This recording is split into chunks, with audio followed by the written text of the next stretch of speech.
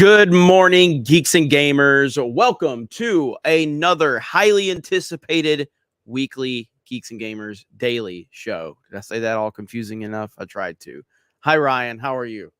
I'm doing great, Jeremy. Coming off a big weekend. Been trying to grind on Sports Wars, trying to grind on my channel, and of course, trying to do all these things here for Geeks and Gamers. We're back with the daily show. We've got old ass fucking white Hollywood actors saying that diversity makes them want to vomit. So that's always a good news topic. We're going to talk about Richard Dreyfuss. We'll talk about the Guardians box office, which, man, the only positive news for Marvel for Guardians of the Galaxy Volume 2 or Volume 3 is that they got a China release. Because that's about the only positive thing you can really take out of this weekend. We'll see how it holds going into next week and all that stuff, but we'll look at that and maybe some other things here and there.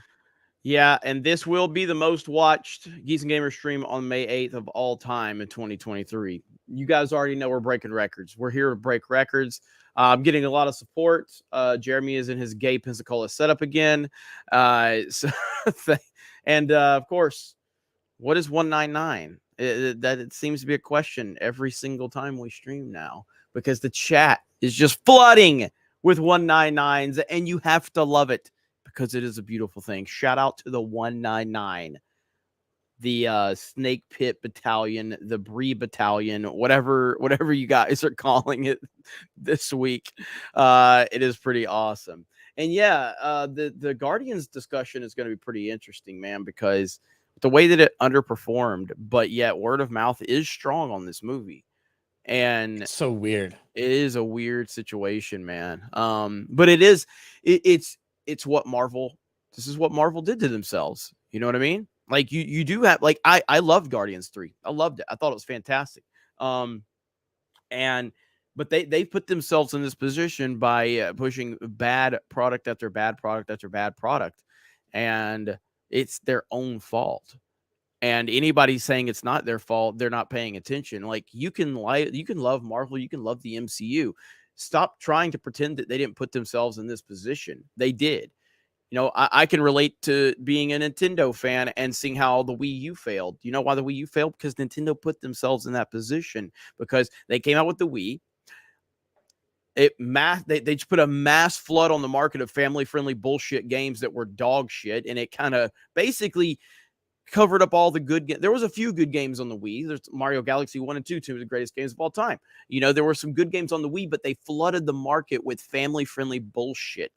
And ultimately, they pandered to a group of people that weren't sustainable for video games. So then the Wii U came out and it failed. Now, I thought the Wii U was a fantastic system, but it failed miserably. Now, Marvel fans are going to sit here and ignore what the MCU has done. The MCU has flooded the market with garbage identity politics movies over and over again to the point where the audience is not tuning in anymore. Now you have a movie that most people are really loving, but it's underperforming at the box office. That is Marvel's fault. Not that hard to figure out. We just got a hundy in the chat. A hundy from WD40. $100. Holy shit. World's getting crazy. Here's a hundy towards the Geeks and Gamers defensive tool safe. Holy shit, man. Thank you so much. Thank you, WD40. Thank you. And that helps massively. Thank you so much. We appreciate that. Yeah, I think it definitely goes to show, back to what you talked about, the kind of recency bias. It's like, God, people have been burned the past couple times, so they don't even want to go out and give it a chance. Whereas maybe you saw something like Doctor Strange Multiverse of Madness had that massive opening. This is like around the same time frame, right? That's what we're talking about. Multiverse of Madness, Guardians 3 came out around the same time frame last year. And that Multiverse of Madness had a $450 million global opening. $450 million globally. We're sitting here with Guardians of the Galaxy 3 at around 285, I think, when it's all said and done after they factored in the official Sunday numbers. So that's such a big difference for something that in all reality, I think people should have been more hyped for than Doctor Strange Multiverse of Madness. But that was coming off No Way Home. And this is coming off Thor Love and Thunder, Wakanda Forever, Ant-Man and the Wasp, Quantumania, so on. Yeah. I saw this comment. Jeremy and Ryan remember Mad World on the Wii. I bet Ryan doesn't. I certainly do. Mad World on the Wii was one of the most original and awesome games on that system and of that generation. It was developed by Sega, I think, and it was an exclusive to the Wii, and it was an excellent game. Mad World is awesome. So if you have a Wii and you've not played Mad World, I highly recommend it. You'll love it. It's fucking awesome. But yeah, we're gonna get further into all of that for sure. And we got another. Let's see, 5. Where's it at? We got 2 from Eduardo Cuevas. Says Ryan the Goat, the trilogy. Thank you. I don't know exactly what that means, Eduardo, but I appreciate it. Garfield's Bizarre Adventure for 2. 199 is the new Hail Hydra. Whisper it in your ear. Fyodor Dostoevsky for 5. That is true. It is the new Hail Hydra. You think Iger's trying to tank Disney so Apple will get it at a low price? Disney seems intent on destroying itself. No, because that would affect his, like, I'm sure Bob Iger has a lot of stock in Disney. I don't think he's trying to tank it.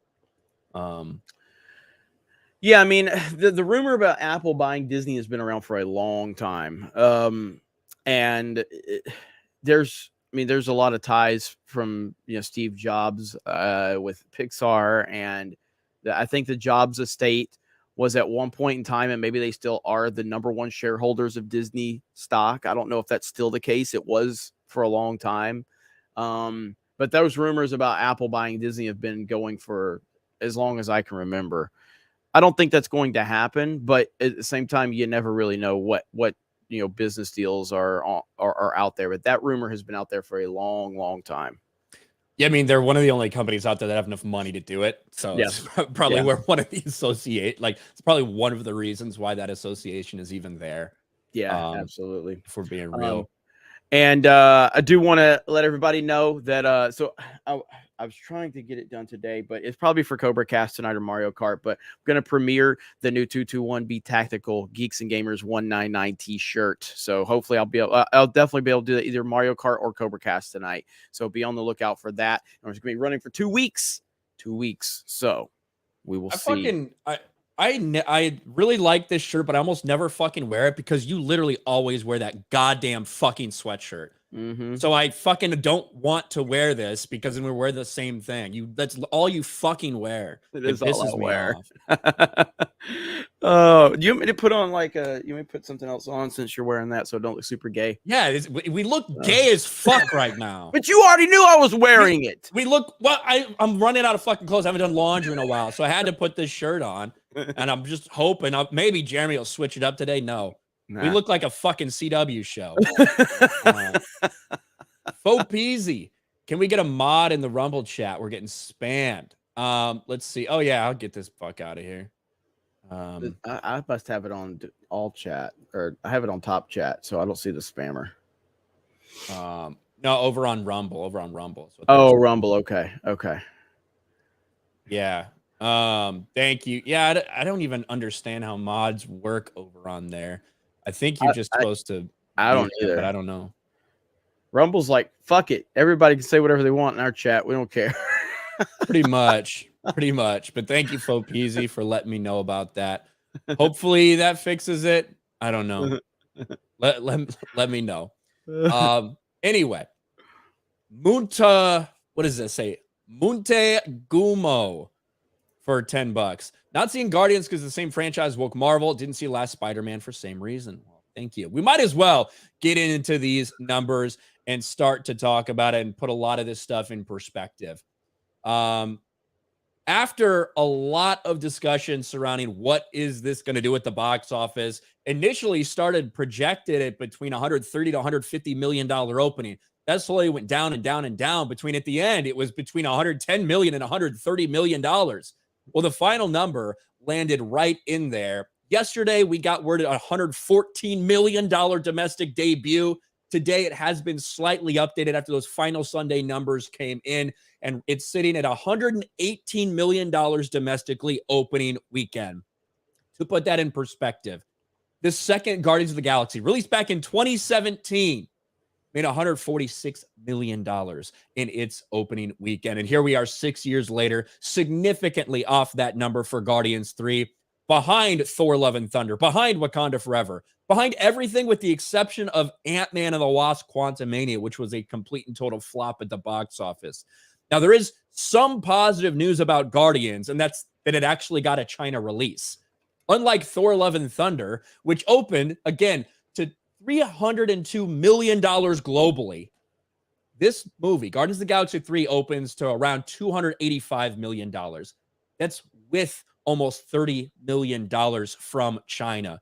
So Guardians certainly has a long... in China. And it did well in China. It did well in China. It really did. That's a solid ass number in China. It's not necessarily comparable to maybe like what we were seeing just prior to COVID and all this bullshit, but that's a big number for the MCU right now. Now, it is kind of a fake big number.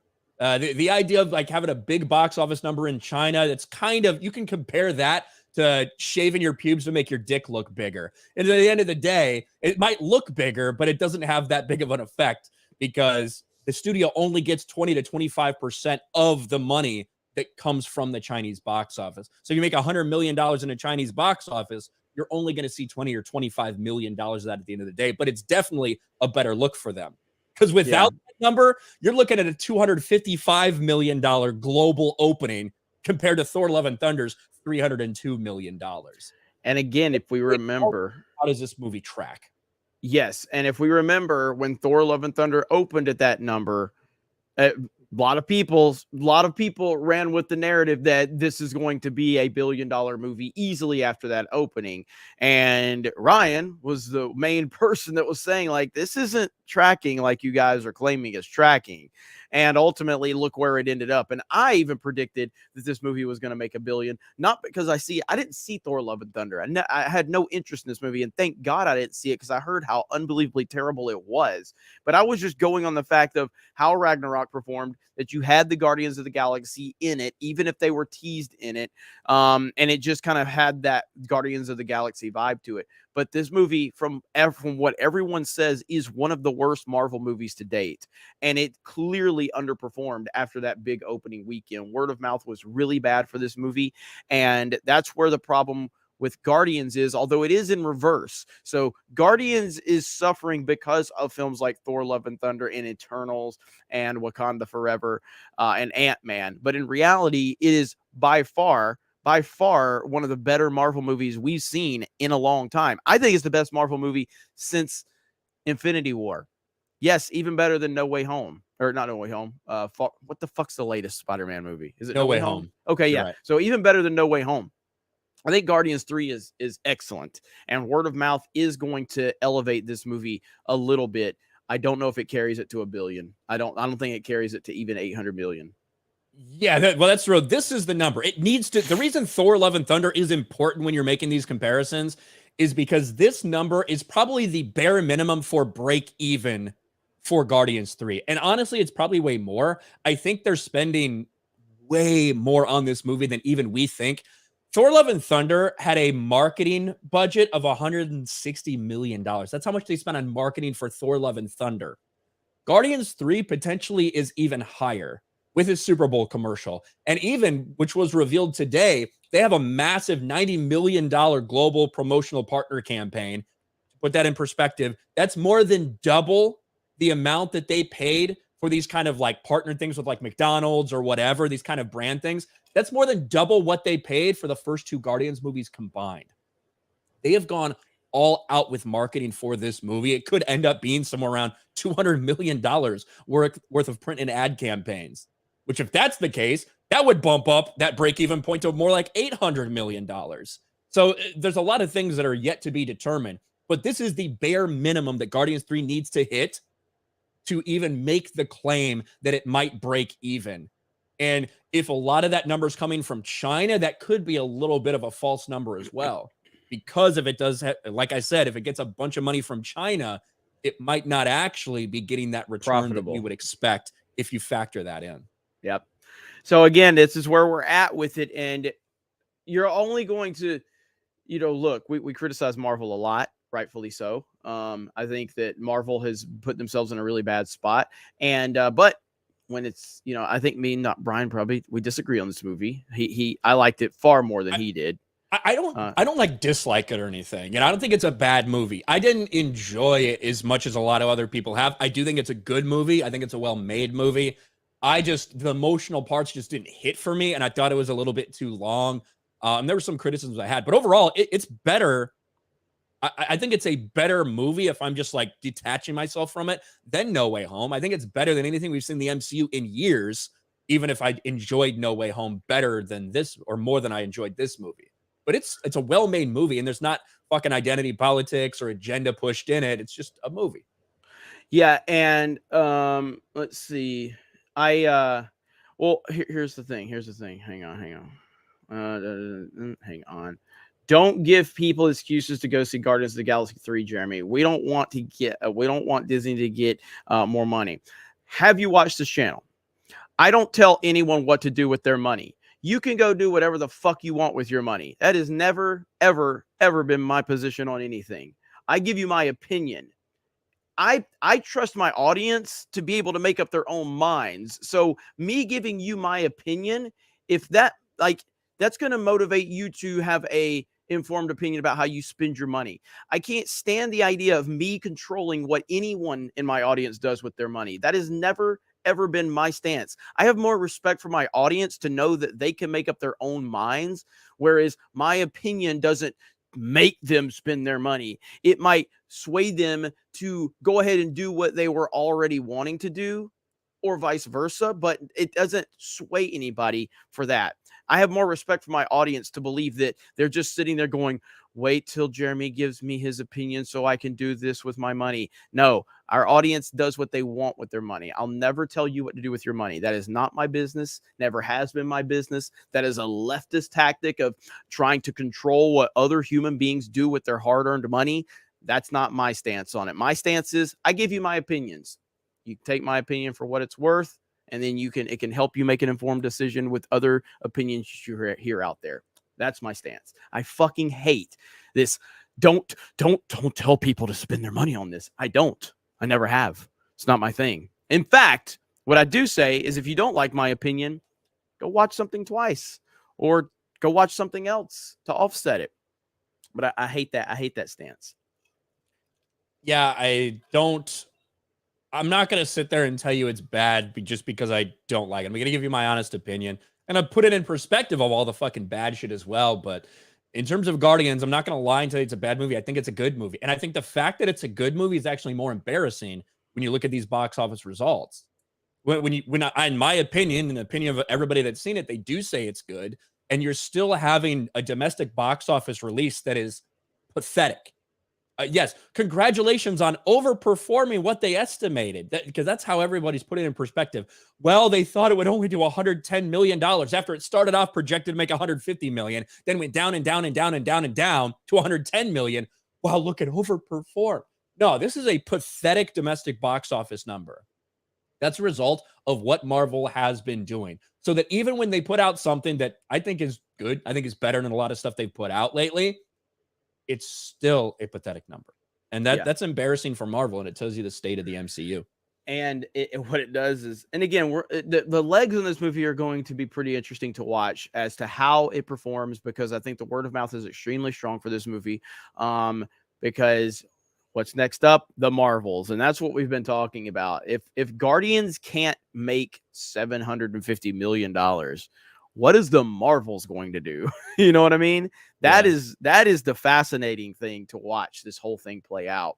So that's where we're going to be. The second weekend drop will tell us a lot about Guardians. The second weekend drop in terms of what's the norm been for Marvel lately? About 65-ish, I would say. 65, 66. You've had Thor: Love and Thunder was 68. Wakanda Forever was like 63. Ant-Man and the Wasp was 70. So I don't think you're not going to see an Ant-Man and the Wasp drop off. That's not going to happen. I think it's probably going to be around 60. I think it's going to be better than what we've seen. I think it's going to be about a 60% drop. That's my guess. But I'm, just guessing. Basing that off literally nothing other than my gut. So. Yeah, I mean, I don't know, man. Word of mouth is very strong for this movie. So you could be seeing a 55% drop. But to time will tell. It will be interesting to see, though. To put it in perspective, the first and second Guardians both had about 55% box office drops. That was a little bit more normal for Marvel at the time. That wasn't like something crazy. That wasn't something insane back then. That would be, insane to see now for a Marvel movie. We haven't seen that in a while. Multiverse of Madness was bad. Even No Way Home. Now, No Way Home had a massive opening weekend. So that can be a little bit deceptive when something has a huge opening weekend with a lot of people that are ready to go see it that first opening weekend. You can expect maybe a little bit of a bigger drop off than something that doesn't necessarily have that same, like a Top Gun Maverick or whatever, right? But when it comes to this franchise, it's typically front loaded on first weekends. This could be a little bit different. But shout out to the Mario movie, which is consistently having like 39% drops and 40% drops until this hitting $1.2 billion at the box office. I don't see a scenario where it hits any. It might get to 1.3, but I think we're kind of tapped out on it, which I haven't seen what it did in Japan. Where's it at in Japan? Have we gotten any updated numbers like on that? $40 or $50 million or something like that. So I think maybe 1.3 billion is about the top, which is an insane number. It's an insane number. And the only thing that's disappointing about Mario was the China numbers. What did it end up doing in China? It really didn't do like well in $30 China million. Yeah. Like Guardians made more, I think, in like one weekend in China than Mario did potentially. Yeah. So look that up. Experiment 626 is, according to the numbers, Japan is at $48 million. Okay, there you go. So there you go. That's a solid number. Do I think it could potentially get to 100 in Japan? I can't see that, but again, I don't know how the Japanese box office works. It could. It's only been out 2 weeks. So, there's a little bit more of a slow burn in Japan than you have. But China, $23 million of the box office total for Mario. That's it. Yeah. Guardians is a surprise. Guardians is a Chinese surprise because not only has nothing really released there from Marvel. They have a black man as a villain. That's probably why they dug it. Yeah. A true villain. Yeah. But Ant-Man and the Wasp: Quantumania made like 30 or 35, maybe $40 million in China total. Now that didn't do well anywhere, but so they got to be really. That is the one positive. Again, that China number for Marvel that hasn't had any China releases in the past couple of years. That China number is saving them from embarrassment for this opening weekend. Yeah, because if it didn't have that, you'd be looking at $260 million global opening, which would be closer to Ant-Man and the Wasp: Quantumania opening than it would be to Thor: Love and Thunder. But Thor didn't have a Chinese release. So it's all about how you put it in perspective. Marvel, wake up. All you got to do is put a true black man as a villain in your movies, and China will turn out and give you some good numbers over there. Help those optics. Yeah, maybe if Jonathan Majors had choked a bitch in the actual movie, it would have done better in China. I don't know. I'll be your Huckleberry for 2. You like each other so much you dress alike. Yeah. Yellow Flash for 5. You two should wear your matching shirts and have some Bud Lights for lunch. Thankfully, Jeremy's in Pensacola. So, Jay's full utter chub for 199. Clamshell twins, love it. Yeah. CJ for $10. Even with a good movie, are the days of Disney MCU blockbusters over? Has Disney built too much bad will with moviegoers from their political stances and ruining of franchises?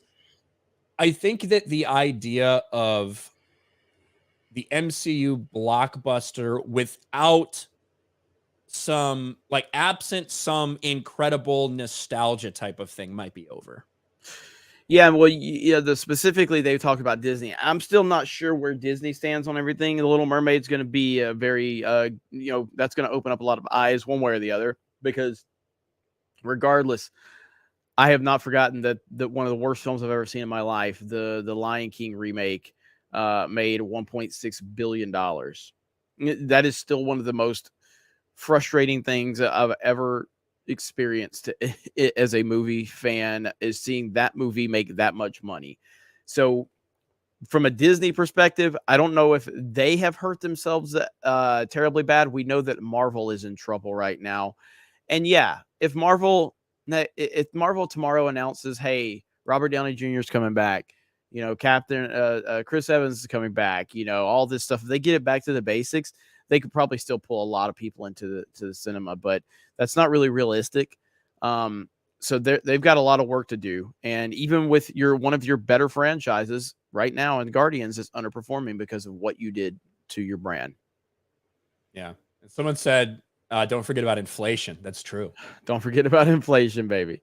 And when you do just look at raw ticket sales, again, this movie, like less people went to go see this movie than the first Guardians movie in 2014 for a new franchise, basically. That's telling. Like that says a lot, to be honest with you. But you brought up Little Mermaid. Did you see the most recent clip from Little Mermaid, Jeremy? If you're talking about the one the Geeks and Gamers account posted, the singing. It wasn't the singing. Actually, wasn't that bad. Okay, no, then I don't think I've seen this most recent one. This movie's so dark. No. This is no pun intended. This is the MTV.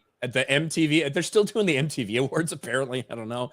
But they posted this clip. So it's like Zack Snyder's Little Mermaid. Kind of, yeah. If you thought it looks bad, if you thought that you don't like the premise of it, wait till you hear the music. Kiss the girl. Kiss the girl. Kiss the girl. Sha-la-la-la-la, don't be scared. You got the mood prepared. Go on, kiss the girl. Wow, wow. Sha-la-la-la-la, don't stop now. Don't try to hide it. How you wanna kiss the girl. At least there's some color here, finally, a little bit. Holy shit. Listen to this song say kiss the girl. Sha-la-la-la-la, the music play. Do what the music say. You gotta kiss the girl.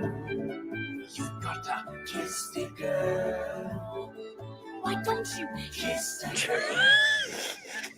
Come on and kiss the girl.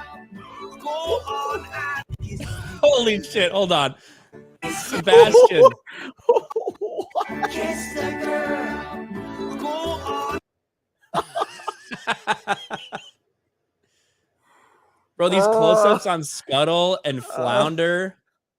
The Flounder one's the one that got you, I think, right? Yes, that is. That was so bad. Bro, it looks like that. It's like that Billy talking bass or whatever. That was like 15 years ago. You know what I mean? Like, this is what that reminds me of. Holy crap, dude. And it just sounds like shit. Like, I'll be real, like the clips I've seen of Haley Bailey actually going out there and singing, there's some weird things in it, but I think she sounds good. She does sound good. You know, this is terrible. On and kiss the girl. Jesus. Okay. I'm terrified this movie's going to make money, man. I'm terrified. Lion King, man. Lion King. Did you watch the fucking Lion King, Ryan? I refused. So you didn't see it. You didn't see the 2019. No.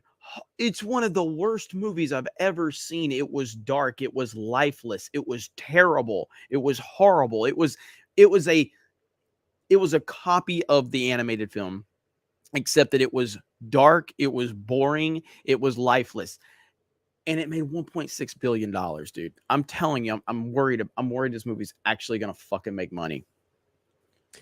Yeah, it's I don't know. To me, I don't understand who it's for. The Lion King and Aladdin, like whatever, those are, we talked about before, we compared like the initial box office runs of those movies, and those were bigger movies. Those were bigger hits when they came out than Little Mermaid. Not to say Little Mermaid's not like a tiny little fringe property. It's obviously not, but it wasn't the big box office pull that these first movies were. But Disney's in a different state. The way people feel about Disney, the way families feel about Disney. They just put out a Lightyear movie that made $200 million globally. That is true. So it's more than just they can put something out and people will go and flock to it now. I agree. And you're right about that. Like, I thought Lightyear was going to be, I didn't think it was going to be $1 billion movie, but I did think that because it was playing off of Buzz Lightyear, a very successful Toy Story franchise. I thought that Lightyear would at least be, I didn't think it would lose that much money. But we found out ultimately Chris Evans is not a movie star, which is the best thing ever. So look, trust me, I hope the Little Mermaid tanks miserably. I'm just telling you, I'm a little worried that there's a ton of nostalgia in this movie. And I know the Little Mermaid animated feature, as much as everybody loves it and it's a classic, it was never The Lion King. You know what I mean? The Lion King was a monumental success back in the day. And so, for what it's worth, Jon Favreau, for some reason, people like those animated movies or those live action animated movies he makes, because The Jungle Book was another one. Too. I fucking hated that movie. I didn't see that. That was bad. I hated that one. Everybody loved The Jungle Book. I hated it. So we'll see, man. I think this movie's terrible, and I think that interest level is not where something like The Lion King was. But I'm worried that it could make money. CJ, I said this one. What's your first thought for 5? I'm just gonna buy a Sisu ticket and walk into Guardians of the Galaxy 3. There you go. There you go. Stephen Wasik for 199. I love the smell of 199 in the morning. Hell yeah. I like that. I like Animated that. Andy for 199. Thank you. The Gilk Man for $20. One of the things I love about Geeks and Gamers, you surround yourself with people who have different opinions. If people don't like you, they can enjoy Krista or Raging Ryan. Much love to all. Thank you, Thomas. Shout out to you, Thomas. Appreciate you, buddy. Appreciate that, man. Big $20 from Thomas. It was his birthday recently, too. Yep. Happy birthday. Happy late birthday now. We've wished you happy birthday a ton, but we'll give it to you again, Thomas. Harry Brownhole for 220. Renfield is fantastic. Is Hollywood suppressing it? No, sometimes good movies just don't make money. Yeah, like Dread is a classic example of that. Yeah, sometimes it's based on the marketing. Sometimes it's based on when it's released. Renfield released at a bad time. Like it released at a crowded time at the box office, and it got overshadowed. So sometimes you can control those things. Sometimes you can't. Did you see the Oppenheimer trailer before Guardians? Yeah. Fucking hell, man. That movie looks so freaking good. I can't believe the normie interest in it. Like, I can't wait to see the it's going to be the fucking face-off of the century at the box office. Yeah, that versus Barbie. Yeah, Oppenheimer versus Barbie opening weekend. I want to see what happens. Yeah, Oppenheimer looks incredible. But that's not breaking news coming from me. I'm always going to be hyped for a Nolan movie, but everybody seems to be hyped for Oppenheimer. Everybody seems to be seemingly on the same level I am, which makes me happy. Matthew Hammond for 10. I saw Big George Foreman and Mario this weekend. Big George Foreman is going to flop, it sounds like. Somehow the trailers for Little Mermaid, Spider-Man Across the Spider-Verse, and Teenage Mutant Ninja Turtles look even worse on the theater screen. Well, for Mermaid and Ninja Turtles, I believe that. I don't like the Spider-Verse. Like, I can't stand that animation. I didn't like it for the first one. I don't like it for the second one either. Like the fucking 5 frames per second bullshit or whatever it is. Yeah. Now, Puss in Boots Last Wish did a couple little action sequences where they kind of went to that like that 5 FPS thing, which wasn't bad, like just in a little chunk. When the whole movie's like that, it drives me nuts. Yeah, I saw you. Where's that hit? Titanfall 2, classic example of shitty timing. Yep, one of the greatest games ever. Broba Fed says, Jeremy, why'd you say Tenet wasn't good? I finally watched it recently. It was great. You probably had to have subtitles on so you could hear any of the dialogue, because Nolan and his sound mixing, I don't know why he continues to do that. Yeah, I just thought Tenet was convoluted and all over the place. A lot of interesting ideas, really cool to watch those ideas unfold, but it just was kind of convoluted and all over the place and really, really hard to follow, especially when you can't hear any of the dialogue. So you can't hear anything. Have you seen Tenet, Ryan? No. You can't hear any fucking thing in that movie. I for a while there, I felt like there was something wrong with my hearing. Maybe there is too, but like there's a lot of fucking movies I feel like that have come out in the past 5 or 10 years where I'm like, when I'm watching it at home specifically, I'll have to like turn it way fucking up because I can't even like understand half the dialogue. Then there'll be an action sequence and it sounds like my house fucking exploded because the volume's all the way up. So that's why I just turn closed captions on everything now. Yeah. Yes, I said turn on the subtitles to hear it, meaning so I can understand what's being said. So I didn't catch that. Yeah. I turn on the subtitles so I can hear it. Hear it. Because you can actually make the words out if you can read them. That's exactly how you have to watch Tenet, which is frustrating as hell. So I watched the movie in the cinema and I didn't hear 50% of the fucking dialogue because I couldn't make it out. So I go home and I turn the subtitles on. I'm like, okay, now I can actually understand what's being said. Shout out to Nolan, I guess. He's a fucking far better filmmaker than I'll ever be. But I just don't understand his sound mixing. It doesn't make sense. And to me, this started in Inception. That's where I started to hear some of the muffled dialogue in Inception. Before that, I don't remember that happening in any of his movies. But Inception is where it started. It was just subtle in Inception. But then it got worse in The Dark Knight Rises with Bane. Then it was bad in Interstellar. It wasn't terrible in Interstellar, but it was bad enough. Tenet just went to another level. And I'm like, what the hell are you doing? Garfield's Bizarre Adventure for 5. I'm convinced Ryan's going to see the Marvels in theaters multiple times to support his future ex-wife, Brie Larson. Yeah, we'll see. I don't know yet. Gary's Wizard Beard for 5. Amanda Hug and Kiss. Is there Amanda Hug and Kiss in the chat? I'm looking for Amanda Hug and Kiss. Thank you. Animating Andy for 305. Just have to empty a debit card. Well, thank you for using us to dump your load in, I suppose. Steve GT26, member for a month. Odin drinks Bud Light with his pineapple pizza. Thank you, Steve. The Beast, member for 3 months. Aloha and blessings, gentlemen. Watch Guardians of the Galaxy 3. I think it's a good closeout to the story. Thanks for what y'all do. And pineapple on pizza is trash. Thank you, the Beast. Jimbo for 10. Ryan, you mentioned on Friday wanting a movie theater that offered hand jobs. Well, there's always the self-service version, Pee Wee Herman style. Just think of your girl, Brie. Not a bad idea. Veckel for 5. Hold on. We Reich the Brack guy beta to be Veer in Guardians of the Galaxy. CCP critics. Thank you. I just said it how it was typed. All right. There's only, oh man. This is not okay. It's just not. Yeah. Veckel for 5. Oh, I just said that one. Cole Hauser for 2. You're both in black. Good enough for me. Hell 199. 5 from CJ. Jeremy, Lion King came out before the Don't Say Gabriel stuff. There's been a major drop off since then. Yeah, they've done a lot of damage. They have. I want to talk about, I want to shift gears here. We have it in the title.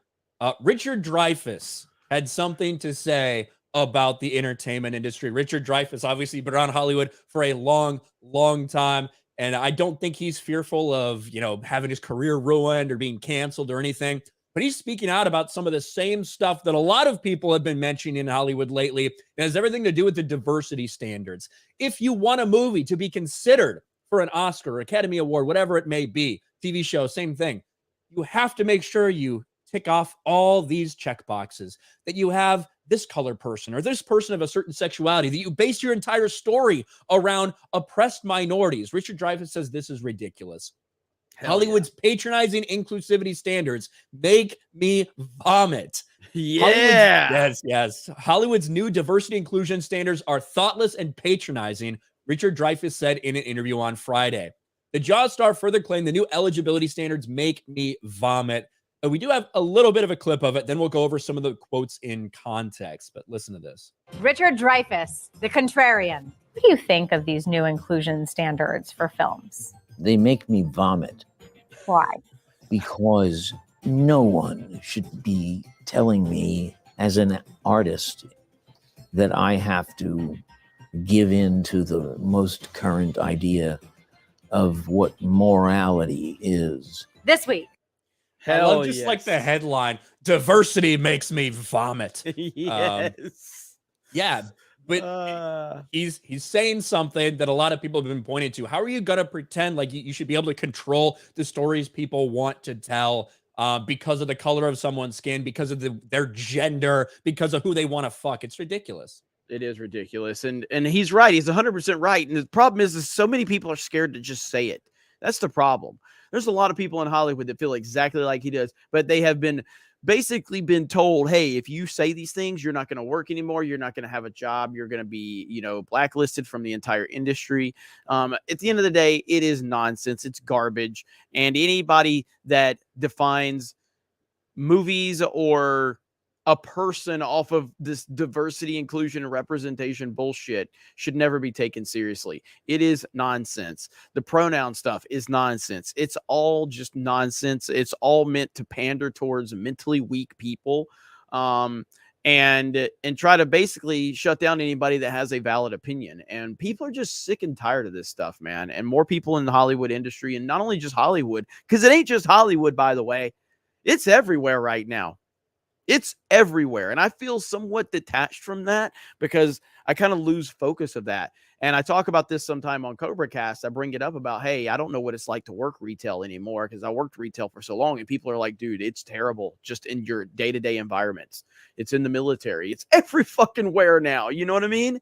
It's crazy. And I've heard people say, that like in retail, like they are pushing the pronoun shit, they're pushing the diversity bullshit. And I'm like, wow, that is hard to process. So while it's not just Hollywood is their trendsetter for sure. Yeah, and here's some of the full quotes. This is an art form. It's a form of commerce and it makes money, but it's an art. No one should be telling me as an artist I have to give in to the latest, most current idea of what morality is. And what are we risking? Are we really risking hurting people's feelings? You can't legislate that, and you have to let life be life. And then he even brings up some interesting things about Laurence Olivier playing a black man. I'm sorry, I don't think there's a minority or majority in this country that has to be catered to like that. Laurence Olivier is the last white actor to play Othello, and he did it in 1965, and he did it in blackface, and he played a black man brilliantly. Am I being told I will never have the chance to play a black man? That's obviously a little bit tongue-in-cheek from him. Yeah. But the next part is very, very relevant. Is someone else being told that if they're not Jewish, they shouldn't play The Merchant of Venice? Are we crazy? Do we not know that art is art? This is so patronizing. It's so thoughtless and treating people like children. So Richard Dreyfuss, fucking old man, doesn't give a shit anymore. Hell yeah. He's ready to call out the bullshit. And that doesn't mean that Richard Dreyfuss probably agrees with us politically, but all it means is this is common sense. Yes. Like the idea of in order to qualify for an award, you have to. That's the new rules. There's a series of check boxes that you have to tick while making your movie based on who to cast, based on even what the story can be about. That the story has to in some way reflect some marginalized community's struggles from their perspective. This is no shit the type of rules that are being instituted in the entertainment industry right now. Yeah. No, I'm shout out to Richard Dreyfuss. So that is super cool to hear him say that. And maybe we'll get more people talking about it because most people agree it is nonsense. It's bullshit. And it kind of makes you sick to your stomach when you think about it. Charles W. Jensen for $5. The live action Jungle Book didn't have Phil Harris. He was Baloo the bear. I hated that live action Jungle. I hated The Lion King more though. Lion King was worse. Probably because you didn't like the Jungle Book as much as The Lion King. I really liked the original Jungle Book. I watched the fuck out of that when I was a kid. I like the original Jungle Book too. But yeah, I mean, I like The Lion King more, the original Lion King more. So, but dude, I don't know, man. That you haven't seen The Lion King. It's fucking terrible. It's horrible. I had no interest. It is next level, man. I saw really like the dead eyes and the dead face clips. So I don't need to watch this shit. Yeah. Matthew Hammond for $5. Will Geeks and Gamers send someone to Seattle for Nintendo Live 2023, September 1st through 4th? Tickets become available starting May 31st. Probably not something that's in the cards for us, but you never know. You never know. But as it stands, that's not something that's in the window for us. I sure as hell aren't going. Yeah, I'll send Ryan. Send enough super chats. I'll send Ryan. He'll cover all the Nintendo stuff. Bring some to plug my nose. Anti-liberal for $5. Jeremy, are you guys working on a woman's cut shirts with 221B, or should I just keep mending what's available? LOL. I send me an email on that, and I want to talk to Suresh about it. So, because if there's I guess ultimately what it comes down to the problem is when it comes to is there demand. enough? Is there Yeah. enough? You So- know, because essentially how we're going to work things on the 221B stuff is we're going to do like just 2-week campaigns, because so like the last time I bought a ton of merch, ahead of time, and we still have like a lot of merch over there in the shop that's kind of just sitting there with like inventory and stuff. So like let me show you guys this really quick. So if you go over to the website, this 221B Tactical, you go to the Geeks and Gamers drop down right here, and all of this stuff you can order right now. So all this stuff you can order on in the store right now, and but that stuff we have inventory on. And so if you're interested in any of that, feel free to go over there. But from now on, we're going to start doing like the 2-week campaigns, and then making it limited time only. So if there's a demand, we'll be happy to do it. That's essentially what it comes down to. Yeah, we need more female representation in the audience. I'll do more Amber Heard, Johnny Depp videos. That'll get it done. That'll get it done. Shout out to the 350 people watching us on Rumble. I don't know if I told you this, Jeremy. I accidentally streamed to the Geeks and Gamers Rumble channel yesterday for Sports Wars. Did you? They put it on the front fucking page. I had like over 1,000 people watching me. I was just trying to explain to them, please follow Sports Wars to the Geeks and Gamers. It got like hundreds of thousands of views or something. Of course. That's fucking hilarious. Stupid. Hang on, I gotta look at this shit. Go ahead though. Yeah, go ahead. Yeah, I'm sure if you just go to the channel. Yeah, 126,000 views. Howard Stern says black players don't like him. Jake Shields versus trans fighter, LeBron versus Steph. On Geeks and Gamers. He got 126,000 views. I know. Hey, we're closing in. We are less than 2,000 followers away from 50,000 on Rumble. That is fucking awesome, dude. That's pretty crazy. That is awesome. Jimbo for 5. Jeremy turns on the subtitles for Nolan films to hear good. He turns on the Braille in Snyder films so he can see. That's good. Huge ass for 220 Canadian. Reedy Creek is more interesting than Disney movies. Legal Mindset's been doing a great job. Yeah, he has. Excuse me. Legal Mindset's been doing a great job breaking down a lot of that stuff. Yeah, he Go has. check him out. Bruce, our man, Flash for $21.99. Congrats to Jay on breaking 100K. And to the 199 for backing our brother. Also seen Salty Nerd Podcast raised nearly $7,700 in less than 24 hours for the Rob Studio. Yes, I retweeted it. That's awful to see. And I said it yesterday on my stream. They got to GoFundMe out there. Our friends of the Salty Nerd Podcast, their studio got robbed in Las Vegas, which sucks. They took $1,000 worth of equipment and everything. And all too often, as somebody who's had like my car robbed before and stuff like that, the police will come, they'll do a report, but there's really not much that they're probably going to do unless it's a lot of money. And insurance can be a pain in the ass, can be delayed. So if you feel like supporting those guys, go check out their GoFundMe. They raised a lot of money already, so it's good to hear. Yeah. Go over to Twitter, and we'll be retweeting that. And I retweeted the story yesterday, and I know they've got to GoFundMe. I was traveling yesterday, so I didn't get a chance to get too far into it. But shout out to those guys. They were nice enough to have us out there in their studio, and I hate that happened. I really do. Yeah, but I'm glad that the GoFundMe is doing really well. Yeah. Aurora uplinks for 2. Snakes on a spaceship. Samuel L. Jackson going to Mars. Maybe. I'll watch it. Taker for 2. Jeremy, Jungle Book remake was darker, right? Then what? Darker than the animated film? Yeah, of course. 100%. Valientes for 5. Disney's creatively bankrupt. Live action remakes, a lazy attempt at a quick buck. Hail the 199. Hail Geeks and Gamers. What's up, Ivan? That's Ivan right there. He's a vlogger out there in LA, the theme park vlogger. He went to Super Nintendo World with us. Oh, that's Valientes. Okay. Yeah. Got it. Mad Dog Gamer for 10. I'm currently serving in the U.S. Air Force, and the wokeness makes me sick. I got paperwork because I told a lesbian that pronouns are stupid. This is all planned by powerful people to make us look weak as a nation. Hey, I saw, as someone who got out of the Navy a couple years ago, I saw like the beginning of this push, of this crossover. And I can't imagine being in right now. It's pretty embarrassing.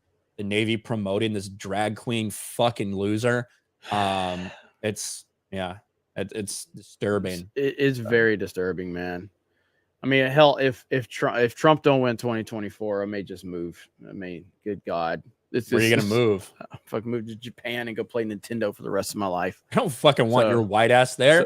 That's how they keep their country good. They don't fucking let immigrants in.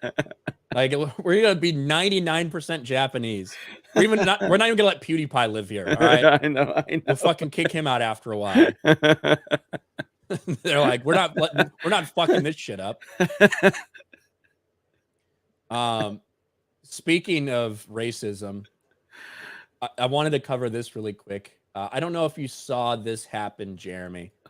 I can't imagine you pay too much attention to royal family nonsense, Jeremy, because you're not a woman. Like, women in America seem to really care about royal family stuff. And obviously, you had the coronation of a new king in the UK the other day.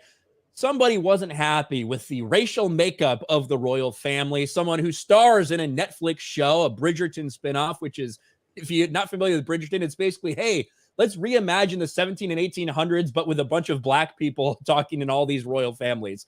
But she had a problem with the racial makeup that maybe didn't match Bridgerton. Instead, it actually reflected reality. Netflix's Queen Charlotte star says she didn't mean to upset people by calling the British royal family terribly white. And it's not even really an apology. It's just like, yeah, I just can't. Some people got upset about that. I was just remarking on the lack of diversity. One of the stars of Netflix, Queen Charlotte, has dissed the British royal family as terribly white, saying the family's post-coronation photo op at the Buckingham Palace balcony was sorely lacking in diversity. We actually do have the comments right here. It's pretty low, so you got to listen to it because it's recorded from a TV, but listen to this. We've gone from the rich diversity of the Abbey to a terribly white balcony. I'm very struck by that. I'm also looking at those younger generations and thinking, what are the nuances that they will inhabit as they... What a fucking freak. If you didn't hear that, she said, we went from the rich diversity of the Abbey, because during the ceremony, of course, they were very inclusive. They included a bunch of people from a bunch of different religions and colors and backgrounds, whatever, so that they couldn't possibly be called racist. But when they just took family pictures, there wasn't enough diversity. It was terribly white. These pictures right here, this was just, it was so nasty to go to this terribly white balcony.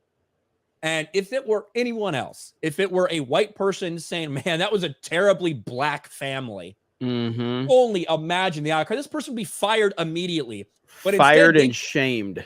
They didn't even really issue an apology. This is the clarification. I think I upset a few people yesterday. I was talking about the day and how marvelous it was, and then looking at the balcony at the end and suddenly going, oh, it's so white, because the day had been so mixed. And I didn't mean to upset anybody. That's not even an apology.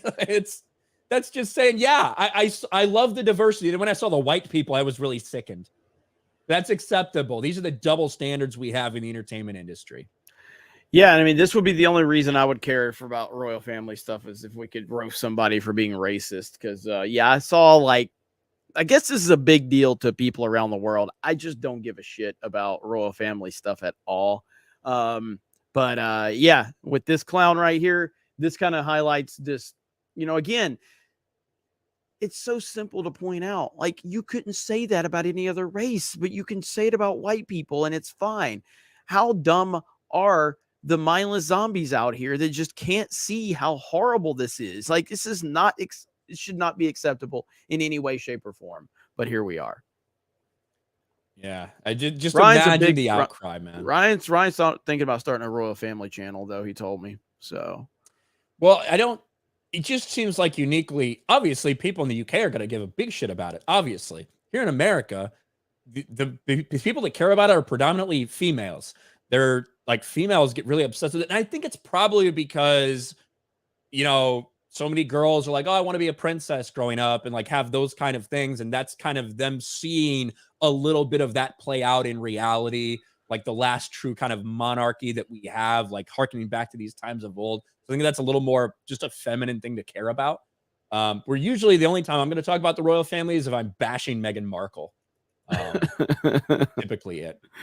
It's not something I don't know, man. I saw like there was a King, and all I thought about was Return of the King. I was like, oh, we're talking about Lord of the Rings. Like I don't know anything about this stuff. So I did see the Snoke memes though. He was basically dressed like Snoke. He did look like Snoke. Yeah. Like, you see somebody somebody mowed a big dick into the lawn. No. Yeah. Let's see if I can find it. What's his name? King what? Charles. King Charles. And, yeah, you're really detached. I don't give a fuck about these people, man. But I wanted to pull the Queen Camilla. Snoke. King Just look like Snoke. King Charles dick. Let's hope I don't get any bad results from that. Bro, look at this shit. Look. Yeah. This is pretty good. Oh shit. It did it. Look at this shit. Yeah, he really was looking like Snoke. Oh, it's great. Look at this. Holy shit. That's real? Yeah, it's real. Oh my God. Giant penis mowed into lawn at King Charles Coronation Bash site. Britain loves their dick. King. Yeah. Who did that?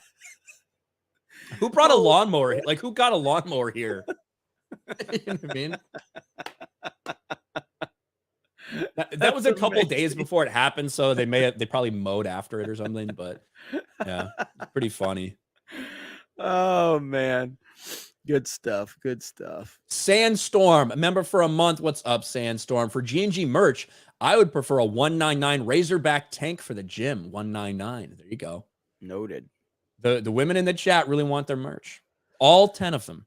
All 10 of them. Let's see. Well, what's the female audience for Geeks and Gamers? It's like 90-10. Okay, so there's potentially 200 women in chat. It might be. Hell, it could be 95.5 for all I know. I think it's 95.5. Yeah. I feel like a while back when I checked it, it was like 90-10, but I think that was kind of anomaly. So that was an anomaly. So either way, it ain't very high. Shockingly enough. Jimbo for 5. If y'all ever do G&G Oscars, you should have Josiah host the part for all the actors that died, saying another actor has left woke Hollywood. Yeah. I don't disagree. So TAC86 with 10 gift memberships. We got 10 more members of the 199. Ladies are showing up, man. There you go. Look at there. What's up, girls? Good to see you here. 5% female audience. They need their merch too. They're demanding it, Jeremy.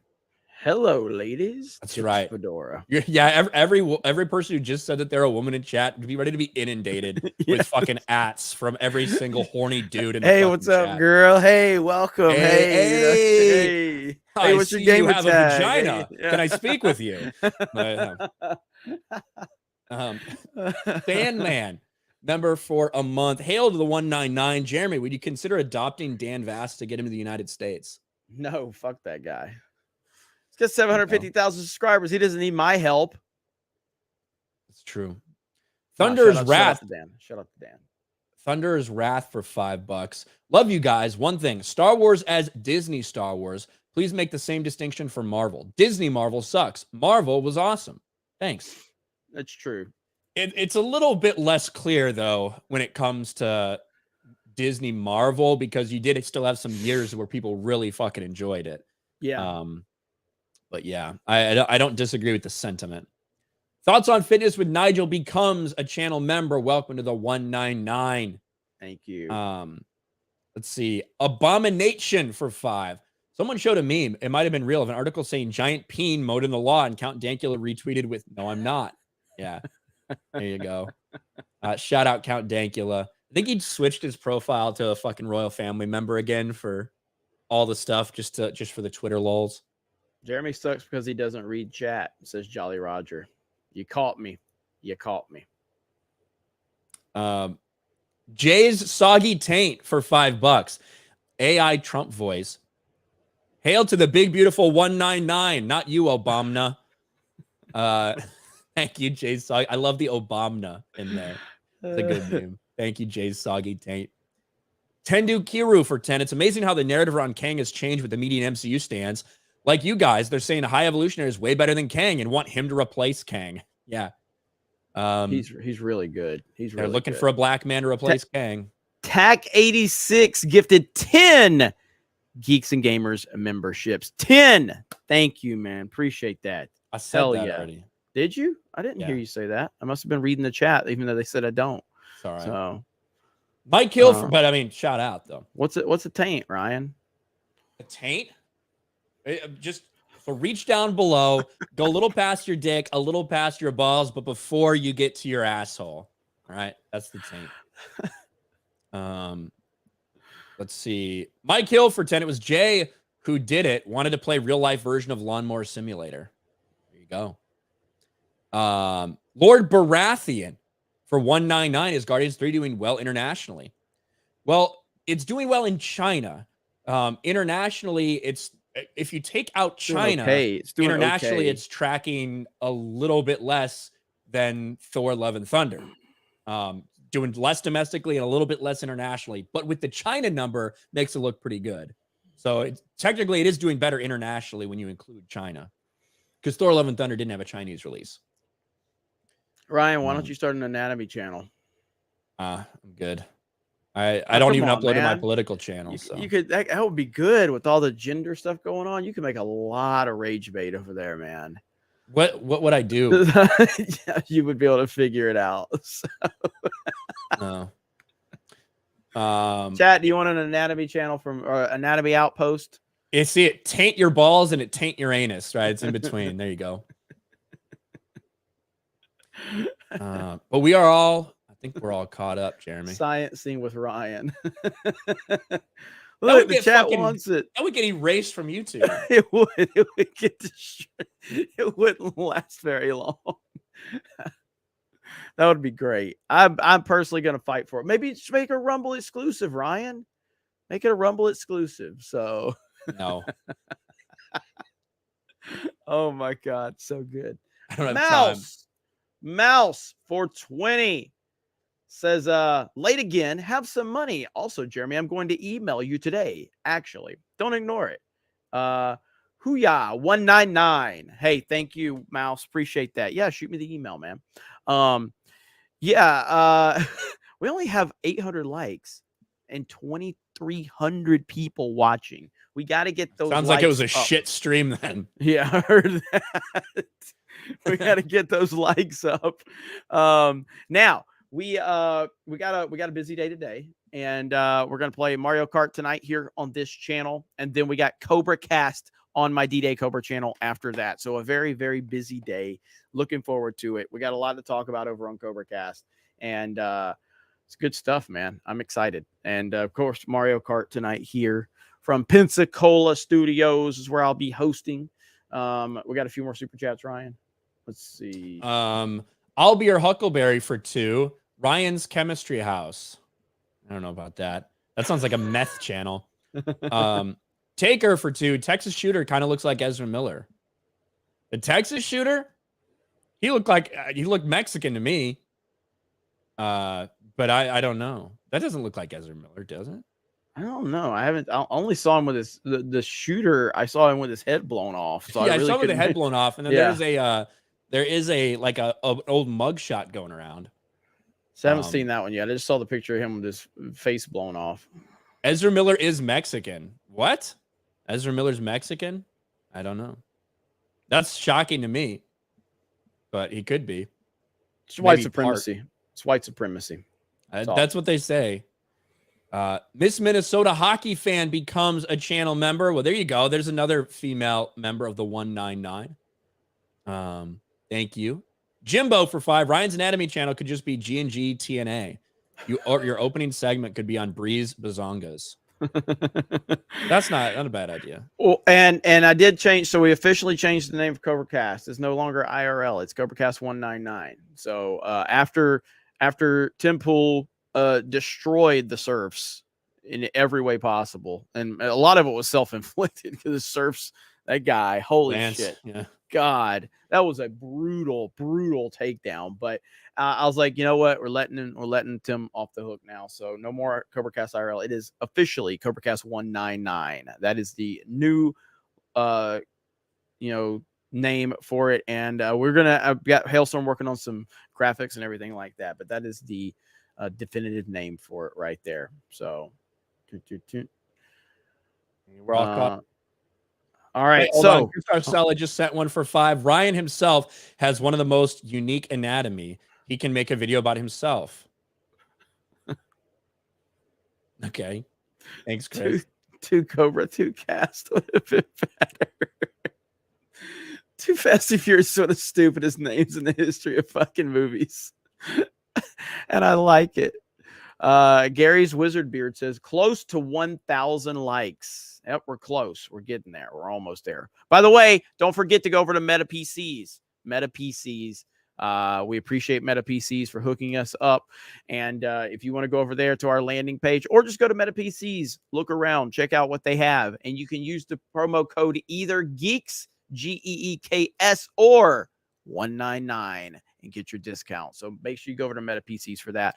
And then Geeks Gamers Life is our vlog channel. So Steph does a phenomenal job of the vlogs over there. So shout out to her. Krista actually uploaded a vlog yesterday. You get to see Ryan in action in his office, working hard, and telling Krista, don't look at the porn. Don't fucking bother me. Yeah. So that was a really good vlog, and Steph's done a fantastic job as well. So looking forward to more stuff over there. So Geeks and Gamers Life, which was previously the Geeks and Gamers Clips channel, previously the Geeks and Gamers 2 channel, which I almost named it 2 Geeks, 2 Gamers. But that sounded very similar to something else that I didn't really want to connect to the channel. So it is Geeks and Gamers Life. And then 199 right there from Fresh Snow. All right, guys. So Mario Exalted Kart tonight, Patriarch for 199. What is good in life? The 199. Thank you. And then Cassius for $10. Hashtag 2 Geeks, 2 Gamers. 2 Geeks, 2 Gamers. All right, guys. We're gonna call it. We're gonna call it here. 2 Day 2 Cobra. You guys are the best. And shout out to everybody on Rumble. Appreciate the hell out of you. Almost 600 people up in there, so we appreciate it. So again, the most viewed stream. What's today's date? Okay, it's the 8th. So this is the most viewed Geeks and Gamer stream this week on this day. It will never be broken ever on the Geeks and Gamers Daily stream. So thank you guys for another record-breaking performance here on Geeks and Gamers Daily. If you want to see the highlights of these, you can go over to the Geeks and Gamers Daily channel and subscribe. And Jed and Steph edit out stuff and put it over there. So shout out to both of them. Thank you guys so much. We'll see you for Mario Kart tonight. We'll see you for CobraCast tonight. Have a good day, and we will talk to all of you later. Bye, everyone. Bye.